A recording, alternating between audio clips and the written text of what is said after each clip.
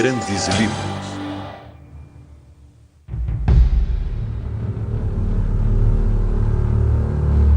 No princípio, a terra era sem forma e vazia. Havia trevas sobre a face do abismo, e o Espírito de Deus pairava por sobre as águas. Deus disse: faça-se a luz. E a luz se fez. E Deus disse: haja águas para que tragam abundância de criaturas que tenham vida e aves que voem sobre a terra no firmamento aberto do céu. E Deus criou o homem como imagem de si próprio. Na imagem de Deus ele se criou. Deus criou o homem e a mulher. Alguns leem o Gênesis como história. No século XVII, um arcebispo irlandês, James Ussher, disse que, estudando genealogia escrita na Bíblia, calculou a data da criação. Deus criou o mundo em 4004 a.C. 6.000 anos depois, naturalistas da Inglaterra do século XIX faziam perguntas sobre Deus. Por que Deus havia criado tantas espécies? Por que havia milhares de espécies de pássaros?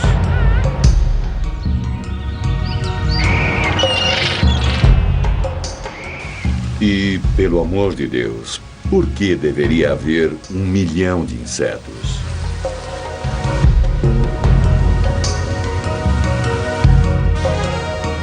Por que Deus enterrou os ossos de animais desconhecidos em pedras?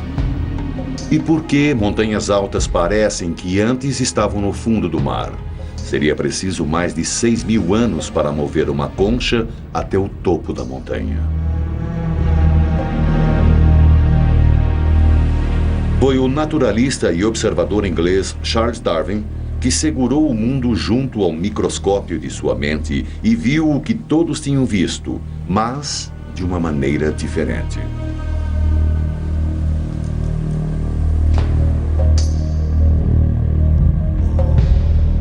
Além do Gênesis. Origem das espécies, por Charles Darwin.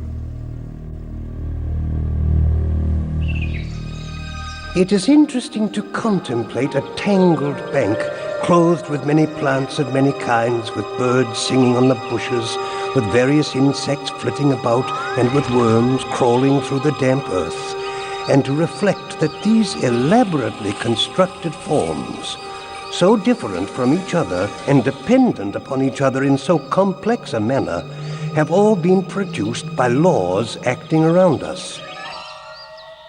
What Darwin gave us is an explanation, I go further, the explanation, for why we exist. The publication of The Origin of Species by Darwin in 1859 ushered in the greatest intellectual revolution since the proclamation of Christianity 2,000 years earlier. Darwin visualizou o progresso da evolução como sendo igual à árvore da vida.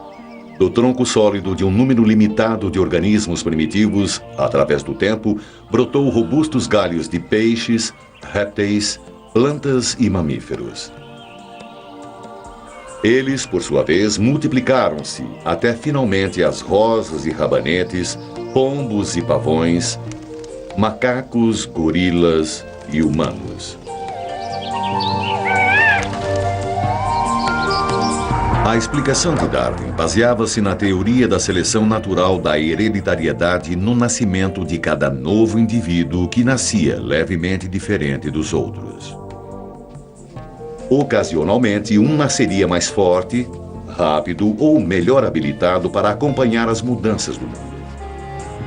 Esse indivíduo esforçou-se e passou para os seus filhotes essa vantagem.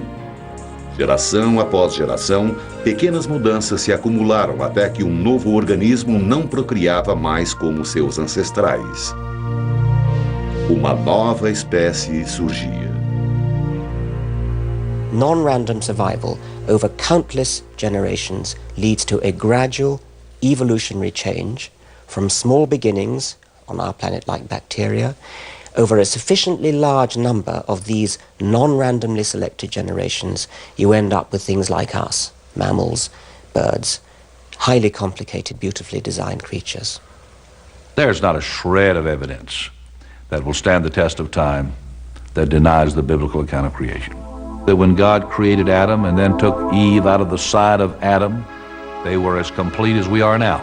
That there was no evolution, no change. A teoria de Darwin movimentou o homem da sua posição ocupada no centro da criação, causando um impacto até os dias de hoje. Metade dos americanos prefere a história bíblica da criação. It's like to me saying that this watch, with all of its intricate parts, somebody somewhere just threw a lot of metal up in the air one day and it came down a watch that tells me exactly what time it is. It's even more ridiculous than that because man is by far a more marvelous creation than this wristwatch. O argumento diz que, se existe o relógio, deve existir seu criador. Então, certamente, quanto mais intrincado o mundo de coisas vivas, mais deve envolver um criador. O que Darwin dizia, somente a luta pela sobrevivência, dando uma grande distância no tempo, pode produzir o rico e variado mundo que vemos hoje.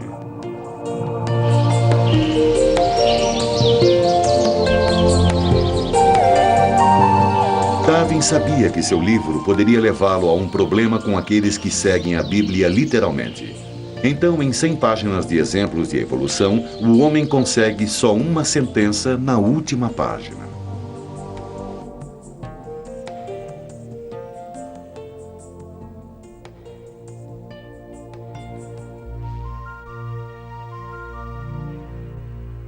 I think people want to believe they're quite special.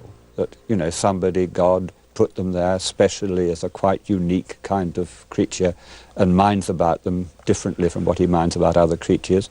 And of course that's very much not part of Darwin's view. I mean, we're just another species out of many.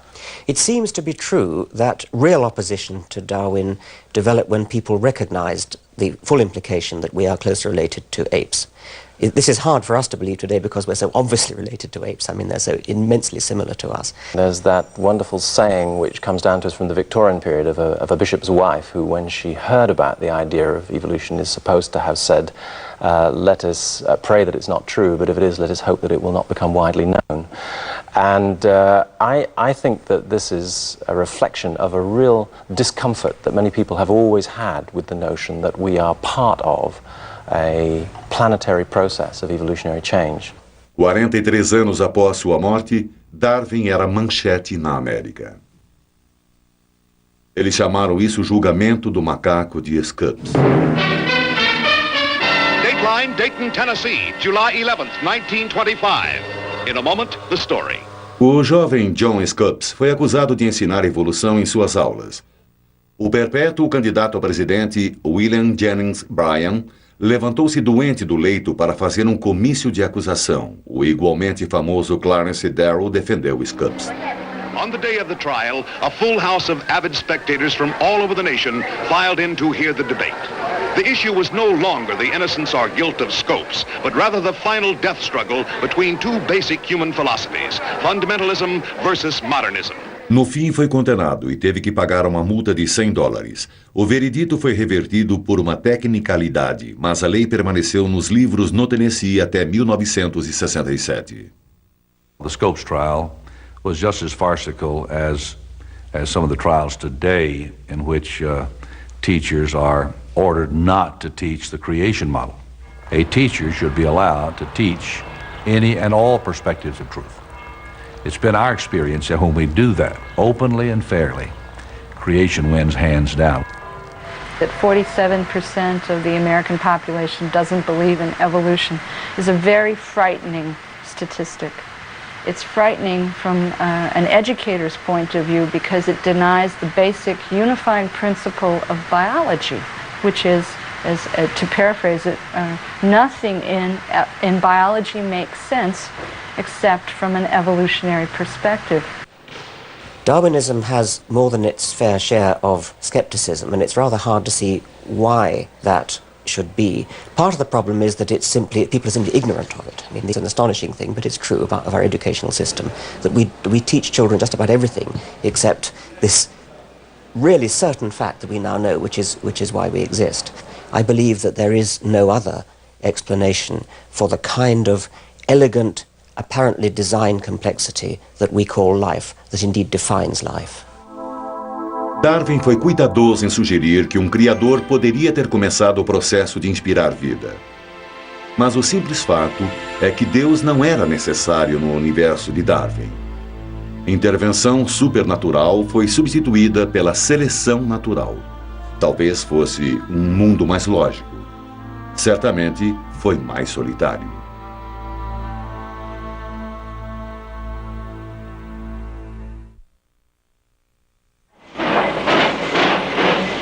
Era um mundo em transição.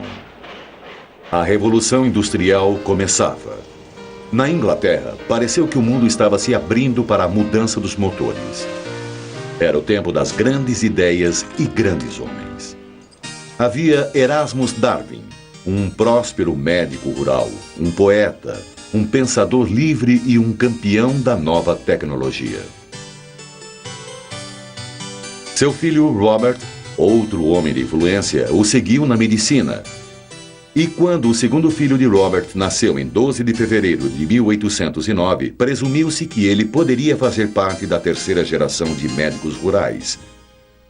Mas Charles Robert Darwin era mais feliz nas florestas que nas salas de aula. Ele preferia caçar ao ar livre, observar pássaros, coletar, explorar. Charles was in and out of country houses and barnyards, and he saw how people selected the best cattle and the best pigs and the best horses and bred from them to improve the quality of the stock. Ele abandonou seus estudos de medicina e foi para a Universidade de Cambridge, onde estudou teologia. And that's when it first occurred to him that he could make his name in natural science. He could make better beetle collections than any of the beetle collectors. He came here to the River Cam and scouted along the banks and looked at the trees and pulled beetles out of the bark. He bested the lot of them. Sabendo que estava mais interessado em colecionar besouros do que salvar almas, 2 de seus professores recomendaram uma viagem através do mundo. O barco chamado Beagle, de 27 metros, foi acertado para uma viagem à América do Sul. Foi o ponto inicial para a alteração na vida de Darwin. A viagem programada para 2 anos terminou após 5. Anos coletando, observando, explorando e escrevendo. A parada mais importante para Darwin foi nas Ilhas Galápagos. Esse jovem arquipélago isolado a 960 quilômetros da costa do Equador era um sonho naturalista, um laboratório em evolução. Em 5 semanas de febril ocupação, ele seguiu iguanas marítimas e tartarugas que pareciam variar de ilha para ilha. Colecionou 13 tipos de tentilhões e 3 espécies de mimos policlotos. Os animais devem ter vindo para as ilhas da América do Sul num passado distante. Mas essas criaturas tinham variações marcantes de seus ancestrais continentais. Darwin was amazing. He was 27 years old when he got off the Beagle. His notebooks were bulging with data about all the places he had visited. He had enormous collections. À sua coleção de besouros, ele juntou 1.500 espécies preservadas em álcool, 4.000 peles, ossos e espécimes empalhados e muitos engradados de fósseis. Ele retornou com 3.000 páginas de notas sobre entomologia, geologia, paleontologia e zoologia. Ele era o ídolo da comunidade científica de Londres. Até seu pai se impressionou. Darwin casou-se 2 anos depois. Apresentando suas opções, como ele faria com uma bandeja de insetos, registrou os argumentos contra e a favor do casamento. Na coluna a favor estavam crianças, alguém para cuidar da casa e companheirismo. Seria melhor que um cachorro. Do lado contrário estavam a falta de liberdade, discussão, perda de tempo e menos dinheiro para os livros. O casamento venceu, apesar das consequências. I should never know French, or see the continent, or go to America, or go up in a balloon. Never mind, my boy. Cheer up. There's many a happy slave. Ele se casou com sua prima, Emma Wedgwood, porque, como escreveu, ela era um anjo e tinha dinheiro. Eles mudaram para uma pequena fazenda a 32 quilômetros de Londres e viveram na casa Down pelo resto de suas vidas. Tiveram 10 filhos, mas só 7 sobreviveram até a maioridade. A tristeza pela morte de sua filha Anne, de 10 anos, trouxe um amargo fim à fé que ele ainda tinha no cristianismo. Todos os dias, Darwin andava pelo seu jardim tentando dar sentido às coisas que ele vira na viagem no Beagle. Ele escrevia 3 horas todo dia, embora fosse doente na maior parte de sua vida adulta, aparentemente pelo esforço da ideia que ele secretamente estava desenvolvendo. He saw more and more things that didn't fit in with the thesis that all species are constant. And when the species are not constant, that means that they're changing, they're evolving. It means that he had to come to the conclusion of evolution. So he pointed to the enormous power of selective breeding of cattle and plants and pigeons that humans have exerted and bred things like Pekingese dogs and pouter pigeons and cabbages that we eat, cauliflowers and so on, all starting from very different ancestors.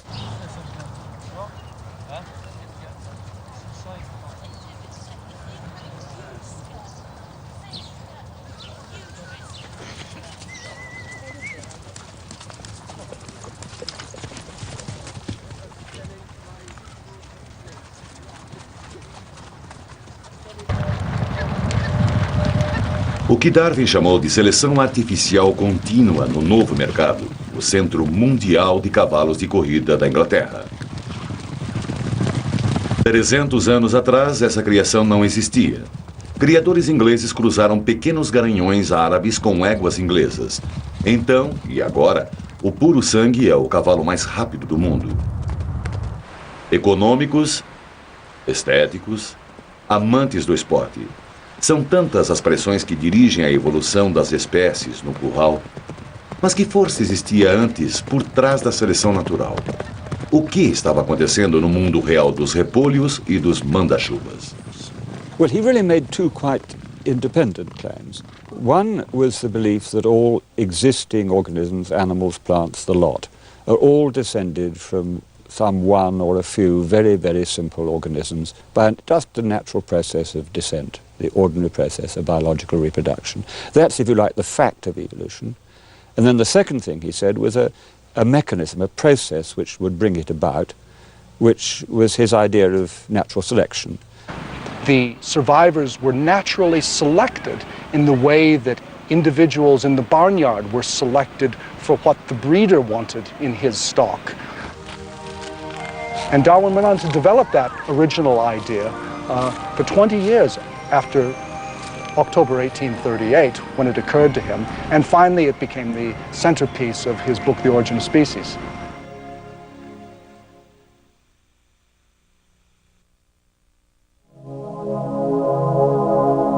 Nutrida pelos raios de sol e cavernas ancestrais, a vida orgânica começou embaixo d'água. Daqui, sem pais, por um nascimento espontâneo, cresceu o primeiro marco da Terra animada.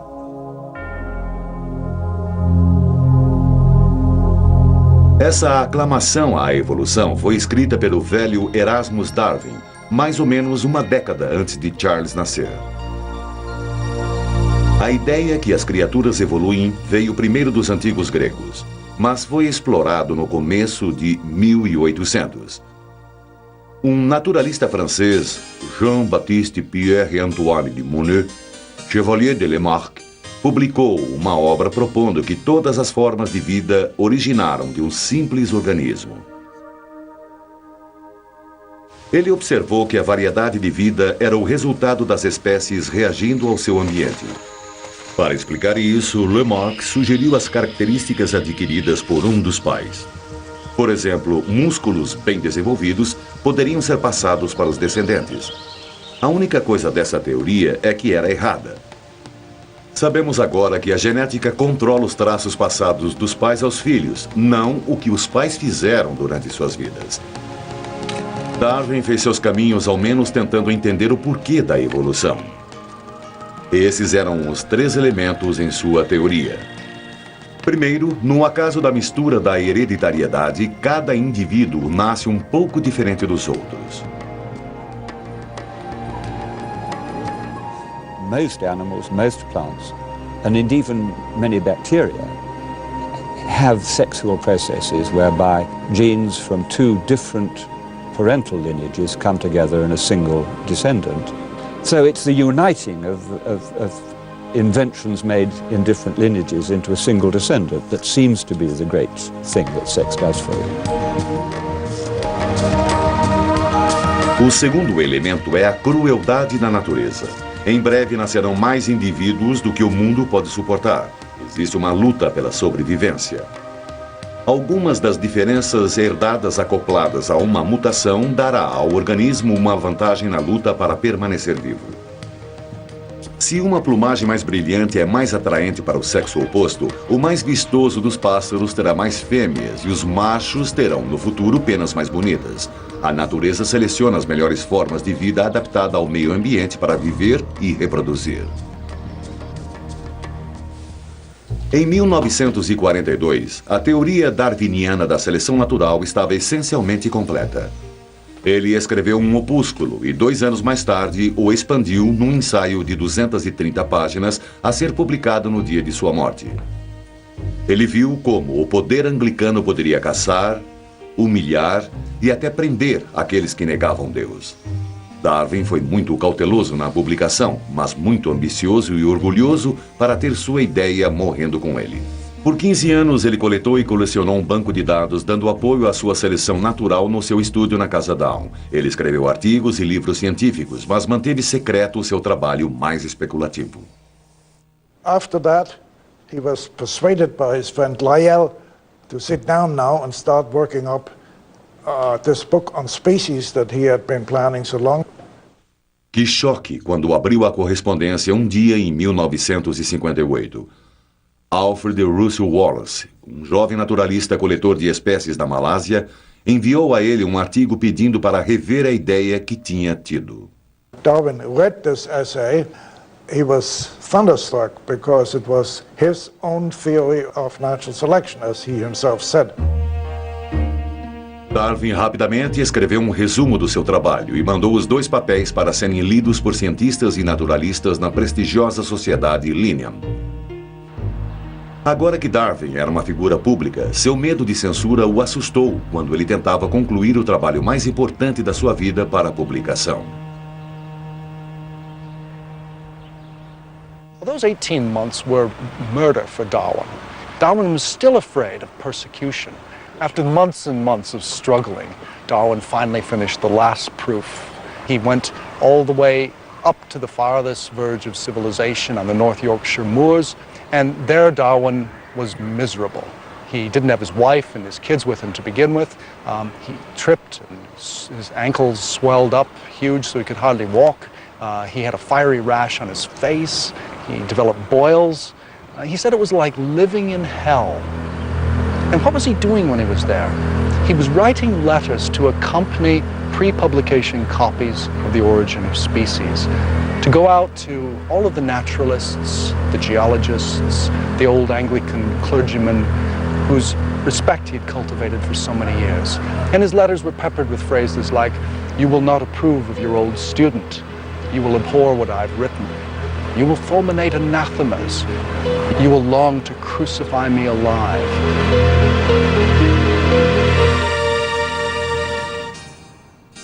A primeira impressão foi esgotada no dia da publicação. Darwin ficou surpreso em ouvir que as cópias tinham sido agarradas pelos comutadores na estação de Waterloo. A imprensa viu o intento de Darwin em diminuir a evolução do homem em sua longa barba branca, que se transformou rapidamente num ícone nos magazines. Dos conservadores religiosos veio o esperado ataque de que o livro era de um ateísmo absurdo. Da comunidade científica veio um autoelogio e algo equivalente a "por que eu não pensei nisso?". Em 30 de junho de 1860, a controvérsia veio à tona no debate diante da Associação Britânica de Ciência Avançada. O bispo Samuel Wilberforce atacou o ponto de vista darwiniano. O biólogo T.H. Huxley apoiou a seleção natural. Em frente a 700 pessoas amontoadas numa lotada biblioteca, o bispo perguntou a Huxley se ele era descendente de um macaco por parte de seu avô ou avó. Huxley sussurrou ao amigo: "O senhor entregou ele em minhas mãos." E levantando-se disse à assistência que ele preferiria ter um gorila como avô do que um homem que introduziu o ridículo numa reunião científica. Os argumentos sobre a origem das espécies estão ainda persistindo, dos púlpitos das igrejas a seminários em escolas graduadas como este que James Moore ensinou em Harvard. It's an ape book, isn't it? The people at the time saw monkeys running through the pages, or apes.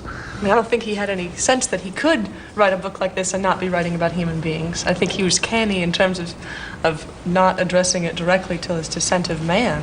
But I think this is absolutely about the central sort of the National Enquirer headline that his contemporary readers would be coming at this about is, okay, what does this say about us and God? Is there a correct reading of Darwin? Is there a correct reading of any text? There's no other 19th century work of biology to which contemporary biologists, scientists working today, would go back in order to see whether they could learn something new. In the history of biology, it's difficult to conceive of a greater book than The Origin of Species.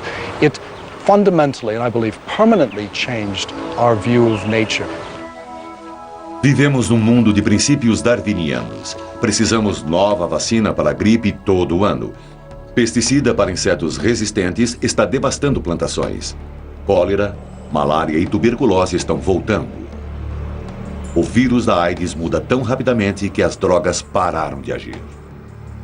Encourage the evolution of resistance to the very antibiotics we want to use. It's extremely irresponsible, careless and stupid of us. And if, well, let's put it like this, if all doctors learnt some evolution theory when they were in college, it might have saved a great many deaths. Se sua visão é boa, você sabe onde olhar. Você pode observar os princípios darwinianos em ação. Na Faculdade de Medicina e Cirurgia da Universidade de Colômbia, bandejas infestadas de cultura bacteriana são usadas para estudar como os organismos mudam. Uma vez que a bactéria se estabeleceu e procriou-se, pequenas doses de antibióticos são introduzidas. O círculo em torno de cada dose é uma zona mortal. Maior o círculo, maior número de bactérias têm sido mortas, mais efetiva é a droga. Mas milhões de bactérias individuais numa colônia, uma pequena fração, será resistente à droga. Quando as demais morrem, os sobreviventes tomam o lugar. Virtually all Staphylococci in the world in 1941 were susceptible to penicillin. By 1944, although very little penicillin had been used in a hospital, what had happened is 25% had become resistant. By 47, when one started to use penicillin extensively in hospitals to treat pneumococcal pneumonia, to treat severe infections, what had happened, we were up to 75% resistance. Those organisms now would not be killed by penicillin. Assim sendo, as descobertas foram aclamadas somente por alguns anos como as drogas miraculosas, não se tornando a panaceia permanente que pensávamos que fosse. É por isso que as doenças que tínhamos vencido, como a malária e tuberculose, estão voltando apesar dos esforços em combatê-las. The case of malaria, which is also becoming a very serious disease again, it's partly that the malarial parasite has changed. It's also, of course, that malaria is transmitted by mosquitoes, and the mosquitoes have changed. I mean, we used to be able to kill the mosquitoes with insecticide, and now we can't. So it's both the mosquito and the malaria are changing. We're creating trouble for ourselves. I mean, if you go into my greenhouse, you'll find there are whitefly in there. Now, you cannot kill those whitefly with any insecticide that you can buy from the garden shop down the road, though 20 years ago you would have been able to. Those whitefly have evolved a resistance to insecticide. O que vemos nos microscópios e nas manchetes é a natural seleção do trabalho. No, it is a continuous little race going on between predators and their prey, diseases and their hosts and so on. Constantly happening. O ser humano não muda, ao contrário das bactérias e vírus que podem mudar e se adaptar numa velocidade espantosa. Humanos mudam tão devagar que mais de 95% da nossa genética fazem as informações voltarem à idade da pedra. Isso tem um impacto nas nossas emoções e poder de resistência. We were not evolved in order to sit in motor cars and drive around at 70 or 80 miles an hour. We were not equipped by evolution to spend most of our working lives sedentary, sitting at desks as many of us do and pushing pieces of paper around. You only have to say these things to realize that we're living in a human environment now, largely, an environment of our own making. Novo campo chamado medicina darwiniana é uma tentativa para compreendermos como traços que adquirimos através de milhares de anos de evolução estão trabalhando agora. We may be doing things which sometimes are so different from the way things were when we evolved that we set up some tensions. A classic example that's often used would be we are equipped to respond to emergency situations with what Walter Cannon called the fight or flight response, which, adrenaline pumping round, blood sugar raised, and so on. Existe ponto para tudo isso. A adrenalina acelera a ação do tempo. Aumento de açúcar nos dá energia instantânea. Sangue é desviado para os músculos e estamos prontos para lutar contra tudo. Quando só o que estamos enfrentando é uma multa de estacionamento. Medicina darwiniana tem uma resposta ou desculpa, talvez, para aqueles preocupados com o peso. We've all been educated ad nauseum to quit eating so much fat, quit eating so much salt, quit eating so much sugar, and we all keep doing it. Well, the selective disadvantage of eating too little might be that you might starve when the next famine comes by. Therefore, a few extra pounds that are going to get you through that period will be quite advantageous. So it's not surprising that in the brain, mechanisms have been shaped that ensure that when adequate food is available, we tend to eat a little too much rather than a little too little. Controvertidamente, tentamos aplicar leis mais brandas ao comportamento humano. Some of our, perhaps, behavioral responses that are highly aggressive under certain circumstances may be behavioral responses that we share with chimpanzees and gorillas. Alguns cientistas combatendo a compreensão da evolução vão longe na explicação das vantagens de certos comportamentos que vemos no mundo hoje. O campo é chamado biologia. Os machos exibem agressividade, competitividade, ciúme e habilidades que ajudaram seus ancestrais a sobreviver, o que poderia explicar o comportamento marcial das espécies humanas. Se gostamos dos olhos azuis de alguém, cabelo lustroso, dentes brancos, é porque estamos programados para procurar um parceiro sadio, para ajudar a assegurar a sobrevivência da linhagem. Em tudo isso, somos nós diferentes de outras espécies? Nossas ações dizem, sou rápido e sadio, sexualmente maduro e os meus genes merecem ser passados adiante. É a sobra do amanhecer do homem? Somos todos guiados pelos imperativos biológicos? Cruzando uma tela estão 3 cartas triplicadas, a linguagem da vida. Esses T's, G's, A's e C's soletram nossos genes, a base que constrói os blocos da hereditariedade. Cientistas estão usando essa novidade da ciência para responder algumas das questões. Estão confirmando muito do que Darwin sempre suspeitou. The split between humans and chimpanzees, we think, from the molecular biology was around 5 to 7 million years ago, which is very recent on an evolutionary timescale. And humans and chimpanzees are so closely related, for instance, that if you examine the proteins that are the same, from the same gene, you often cannot find any differences in the subunits of those proteins. Rebecca Kem estava no time da Universidade da Califórnia em Berkeley e encontrou dentro de nós pistas do nosso passado. Eles estudaram o código genético de pessoas no mundo todo. What we're really looking at is a process called lineage coalescence.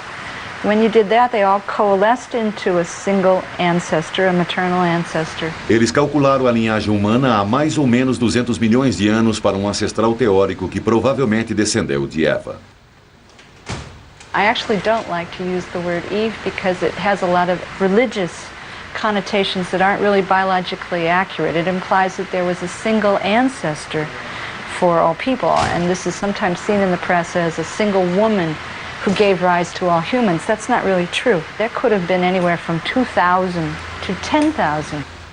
Se o time de pesquisa de Berkeley tomasse todos os indivíduos e famílias no mundo, tribos e raças, poderia traçar a árvore da família de volta a um pequeno bando de pessoas que viveu na África há 200 milhões de anos. Se algo acontecesse para esse grupo, como fome, inundações, doenças, a raça humana não existiria. There has to have been several billion years of continuous, successful parent-to-offspring transmission to get to us. At any one point, if that had not been successful, our line of ancestry would have died. No hemisfério norte, cavalos evoluíram para preencher um ninho de herbívoros no ecossistema. No continente da Austrália, a natureza tomou um caminho diferente. Ao invés de cavalos, a evolução veio com cangurus. There is a very strong chance element in exactly the way evolution goes. So, for example, I'd be fairly happy in predicting that we would get eyes, seeing organs, because eyes have indeed evolved about 9 times independently in different parts of the animal kingdom, and the same sorts of eyes have evolved several times independently.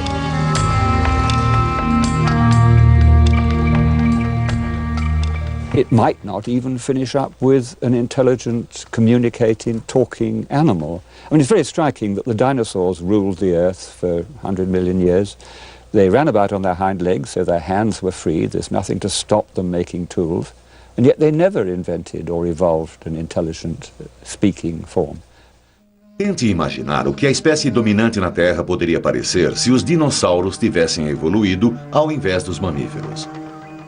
O biólogo pré-histórico Dale Russell, do Museu Natural Canadense, fez isso, e o resultado foi uma agradável criatura verde que poderia ter dado certo, que foi também um feito na história da biologia. Karl Marx, Andrew Carnegie, Joseph Stalin, John D. Rockefeller, Adolf Hitler. O que esses homens têm em comum?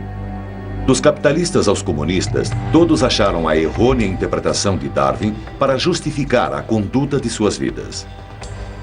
Eles tomaram uma frase que Darwin nunca usou, a sobrevivência do preparado, e usaram isso para racionalizar atitudes e ações que afetaram o curso da história moderna. In the late 19th century, there was a whole school of thought, or perhaps several schools of thought, which now are known as social Darwinism, which really used evolution as an underwriting of a fairly crude kind of competitive ethic in society, what we might call a free market ethic, but more than that, the notion of dog eat dog, the weakest to the wall, and the phrase that Darwin's contemporary Herbert Spencer actually used for natural selection, which was survival of the fittest. Mas Spencer pensou que a evolução tinha a direção do simples para o complexo, do inferior para o superior. Well, the master race idea, from which we think of in connection with the 30s and with Germany, in some senses was the low point in the whole attempt to apply evolutionary and biological thinking to human affairs. Os nazistas ensinaram que os judeus eram involuídos. A raça ariana, eles disseram, era o pináculo da evolução e a manutenção da pureza racial foi uma obrigação evolucionária. Well, it wasn't just Hitler who thought about the idea of applying biological ideas in a rather radical way to human affairs. Eugenics as an idea, the idea that we should somehow apply principles to make us evolve into a superior species. Those ideas had been commonplace in the United States, in North America, and across Europe for 25 years before Hitler came to power. No tempo de Darwin, também existiam esses mais típicos entre a pequena nobreza que diziam que a evolução justificava suas vidas. Eles disseram que dinheiro para os pobres era meramente juntar aos despreparados, permitindo-lhes melhorar seu número e retardar o progresso evolucionário. O argumento não é desconhecido hoje em dia. Como Darwin definiu, a seleção natural não tinha uma direção particular. Descender com modificações não tem um objetivo, apenas é. We have no automatic right to our place on the earth. We have no automatic guarantee of our long-term survival. Most species that have ever lived are now extinct. Evolution is about change, and we suddenly realize how fragile any given or single species life is, including our own. And I think that general moral, that there is something about our place within the living world and our responsibility as a moral and an intelligent species, perhaps to try to conserve, to nourish that living world and not simply to do with it what we will for short-term gain, that may be, in the long run, perhaps the single most significant moral insight that we get from the idea of evolution. Essa compreensão é o resultado direto dos estudos do monge colecionador com a paixão por fatos. Precisaremos dessa compreensão moral se quisermos usar as ferramentas da genética que a ciência moderna está desenvolvendo. And I'm pretty sure that if we survive, if we do not destroy ourselves by pollution and atomic war and so on, we will sooner or later wish to take control of our own evolution. But I hope we do not do it too soon. I mean, I think at the moment we are far too ignorant, both of genetics and of what we really want, to tinker with our own evolution. So I'm not urging eugenic measures upon us. I'm really not. I hope we will not do that. But ultimately, I'm sure we will. What we shall decide we want, of course, is up to our great-great-great-grandchildren, but they will take this on. Charles Darwin viveu na Casa Down até a sua morte em 1882. Ele continuou andando, pensando, escrevendo artigos e livros. Finalmente tentou resolver o melindroso assunto da evolução num livro chamado O Declínio do Homem, mas nenhum dos seus últimos livros teria o impacto de Origem das Espécies. Esse livro nos deu o mundo.